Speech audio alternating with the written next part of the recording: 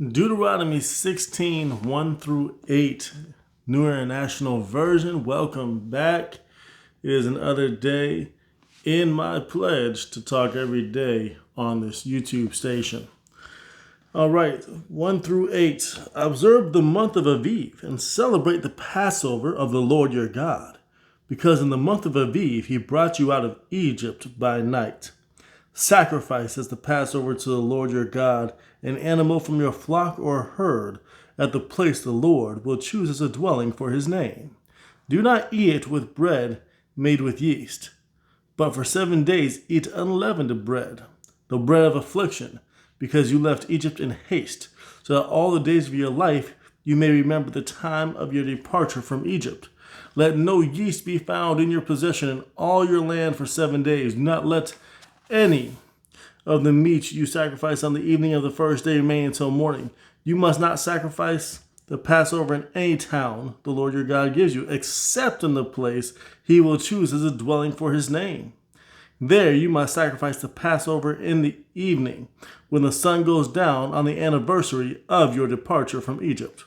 Roast it and eat it at the place the Lord your God will choose. Then in the morning return to your tents. For 6 days eat unleavened bread, and on the 7th day hold an assembly to the Lord your God, and do no work. The Passover was set up in a time frame that, if you look at when harvest comes and everything else, it's almost before these other feasts that they are doing in remembrance of Christ. In remembrance of God at this time, and what God has done in our life.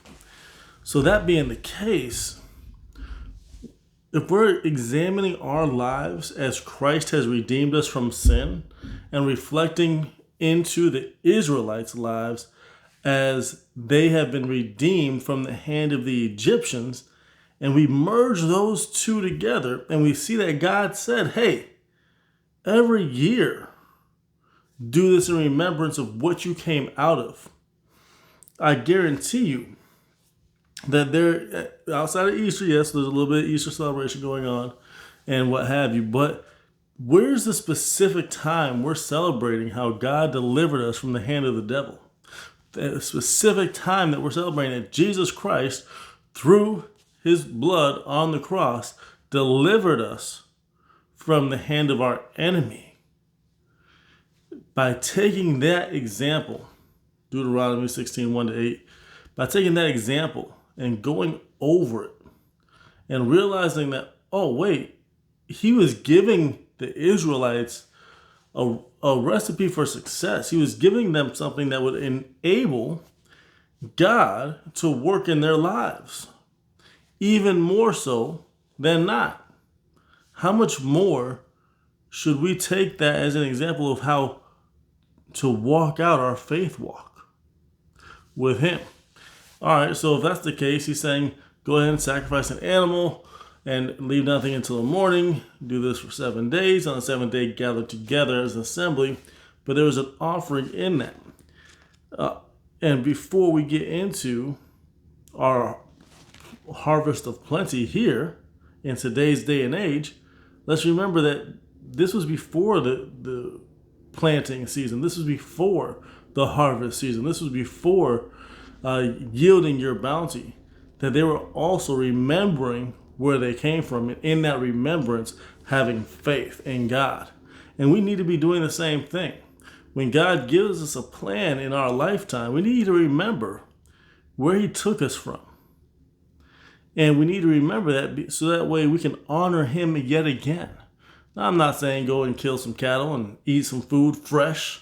So be really fresh. I will tell you that it would probably, once you drain all the blood out, it would probably be some of the most tender meats you have. But that's not the point. The point is, take the time.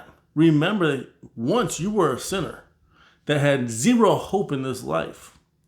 And because of that, it's only because of God, only because of Jesus Christ, that we can go ahead and succeed in everything that we do from here on out.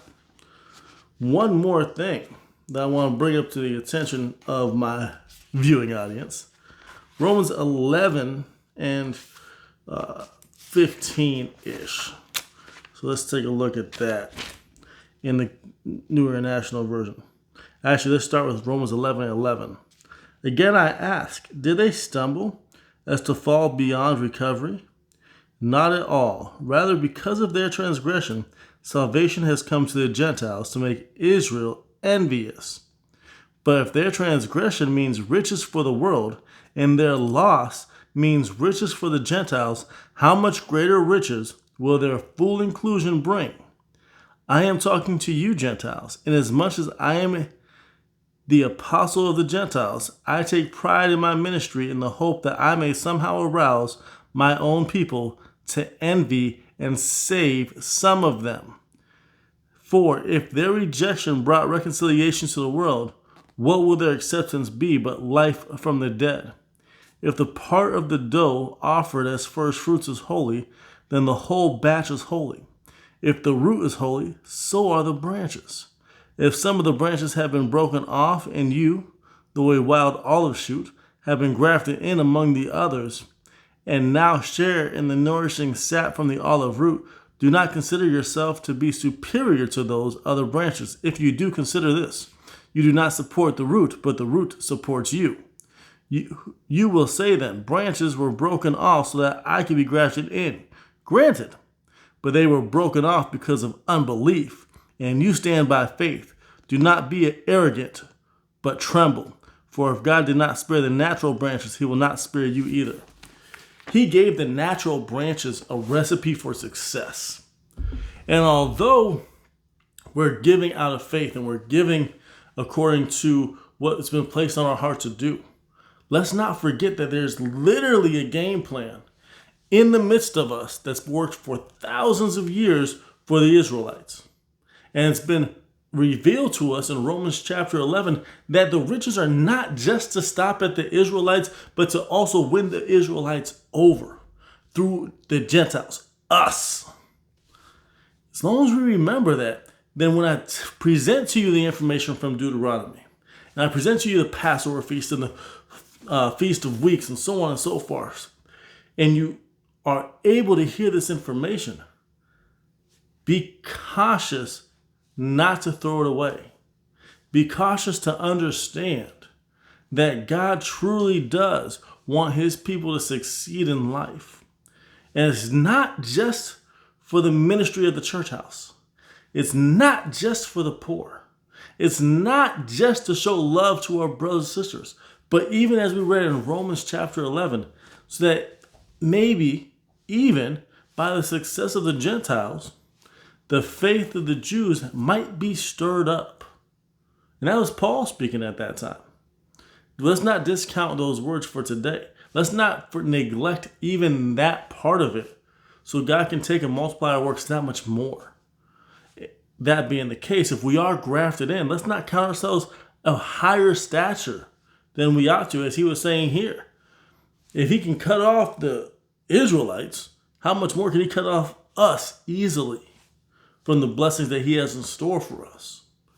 Let's take it with a grain of salt. Let's understand that they were given all these things before even the Holy Spirit was presented to this earth by which to please God with. Let's not shun those things. Let's not shove the Passover feast. Let's not shun these things because these things can keep us even today. These things can produce a crop for us far beyond the growth of our hands.